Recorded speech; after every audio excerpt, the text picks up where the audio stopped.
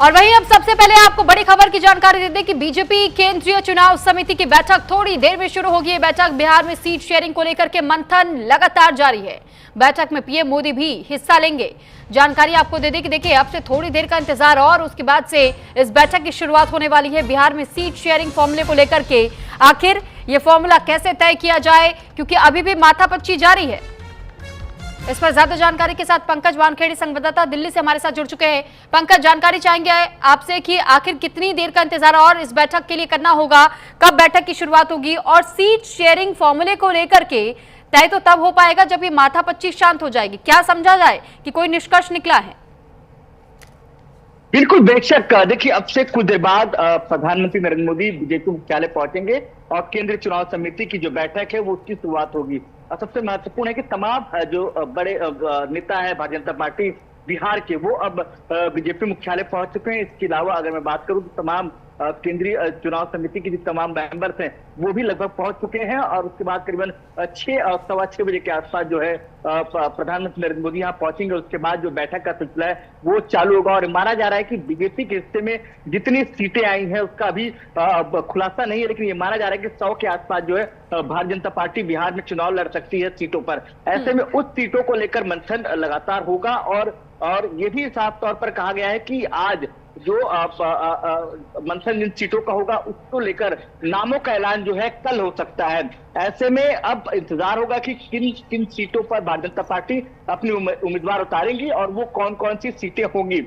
और सबसे महत्वपूर्ण ये भी है कि किन किन सीटों को लेकर बीजेपी अपना दावा कर रही थी और कौन कौन सी सीट उसके खाते में गई है। इसके अलावा तमाम जो घटक दल है, चाहे वो जेडीयू हो या चिराग पासवान की आरएलपी हो या इसके अलावा जो तमाम पॉलिटिकल पार्टीज हैं, चाहे हम हो या उपेंद्र कुशवाहा की पार्टी हो, ये तमाम लोग जितना डिमांड कर रहे थे क्या उतना उनको मिल पाया है नहीं, ये भी महत्वपूर्ण होगा। लेकिन हाँ, यह है कि केंद्रीय चुनाव समिति की बैठक में आज लगभग ये तय हो जाएगा कि भारतीय जनता पार्टी किन किन उम्मीदवारों के साथ जो है मैदान पर उतरेगी।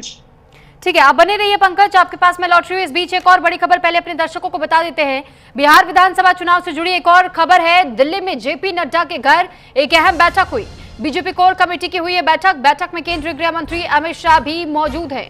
साथ ही जानकारी आपको दे दें कि सम्राट चौधरी और विजय सिन्हा भी बैठक का हिस्सा रहे और साथ ही बैठक जो हो रही है लगातार बीजेपी की ओर से ये कोशिश की जा रही है कि कैसे जो संभावनाएं तलाशी जा सके कि कैसे सीट बंटवारे को लेकर के जो अभी भी गहमा गहमी का माहौल, मनमुटाव का माहौल, उसे दूर किया जाए। हालांकि इसमें कई बड़े चेहरे नजर आए इस बैठक का हिस्सा और इस पर ज्यादा जानकारी के साथ पंकज वानखेड़े लगातार हमारे साथ जुड़े हुए। पंकज, जानकारी चाहेंगे कि एक और हम देख रहे हैं कि एक समिति की बैठक, दूसरी तरफ कोर ग्रुप की बैठक, लेकिन मुद्दा बिहार को लेकर के आखिर ये माथापच्ची जो अभी भी जारी है। हम देख रहे हैं कि लगातार बैठकों का सिलसिला जारी है और इस बैठक में तो विजय सिन्हा और सम्राट चौधरी दोनों शामिल रहे थे। तो क्या उनसे भी बातचीत करके किसी तरीके से इसी मामले को लेकर के ये तय किया जा रहा है कि बीजेपी अपने आप को कैसे मजबूती के साथ फ्रंट फेस बना सके बिहार में? बिल्कुल बेशक। देखिए अब अगर आप देखेंगे तो सुरभि आज जो बैठक हुई है करीबन 4 घंटे तक ये बैठक हुई और कल भी जब कोर ग्रुप की बैठक हुई राष्ट्रीय अध्यक्ष जेपी नड्डा के आवास पर, वो भी करीबन 8 घंटे तक बैठक हुई है। और बैठक का मसौदा मकसद यही था कि किस तरह से जो उम्मीदवारों के नामों को फाइनलाइज किया जाए और साथ ही साथ दूसरी एक बैठक गृह मंत्री अमित शाह के घर पे हुई थी जिसमें जेडीयू के तमाम नेता पहुंचे थे सीट शेयरिंग को लेकर। तो ये माना जा रहा है कि अब जो फॉर्मूला है वो लगभग तय हो चुका है। अब जो पैच फंसा हुआ है कि कौन सी सीट से कौन चुनाव लड़ेगा, उसको लेकर मंथन लगातार जारी है। अब जो कल बैठक हुई थी राष्ट्रीय अध्यक्ष जेपी नड्डा घर पर और जो आज हुई है उस पर तमाम जो मंथन है वो पूरी हो चुकी है। अब जो फाइनलाइज करने के लिए जो तमाम जो नाम है, जो उम्मीदवार है, जो सीटें हैं, उनको लेकर अब जो है केंद्रीय चुनाव समिति की बैठक में उसको चर्चा होगी और उसको लेकर जो है फाइनल जो मुहर जो कहा जाए वो आज लग जाएगा और उसके बाद माना जा रहा है कल देर शाम या परसों जो है तमाम उम्मीदवारों के नामों का ऐलान भारतीय जनता पार्टी कर देगी। ठीक है, बहुत धन्यवाद आपका तमाम जानकारी हम तक पहुंचाने के लिए पंकज। तो देखिए, बिहार विधानसभा चुनाव से जुड़ी हुई लगातार खबरें हम आप तक पहुंचा रहे हैं। इस बीच एक और बड़ी खबर आपको बता दें कि एनडीए में हम के साथ सीट शेयरिंग पर बात बनेगी, ये सूत्रों का दावा है और साथ ही 6 सीटों को लेकर के हम पार्टी की ओर से चुनाव लड़ा जा सकता है। जीतन राम मांझी की पार्टी और साथ ही साथ यह माना जा रहा है कि जो अब तक मनमुटाव था, सीट बंटवारे को लेकर के जो नाराजगी थी वो जीतन राम मांझी की नाराजगी को भी दूर कर दिया गया है। उन्हें भी जिस तरह समझाइश दी गई है, ऐसे में वो भी एक तरीके से सहमति उन्होंने दे दी है 6 सीटों को लेकर चुनाव लड़ने पर।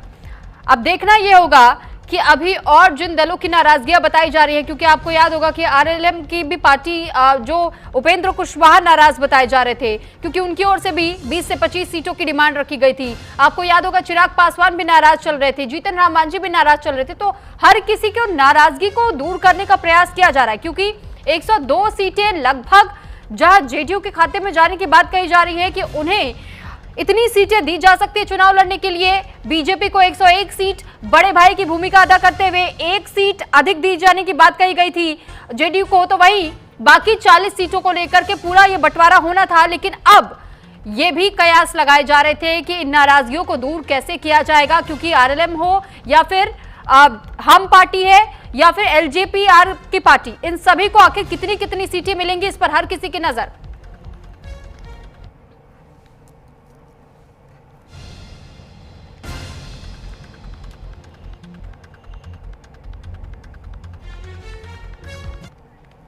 तो तेज प्रताप ने तेजस्वी यादव को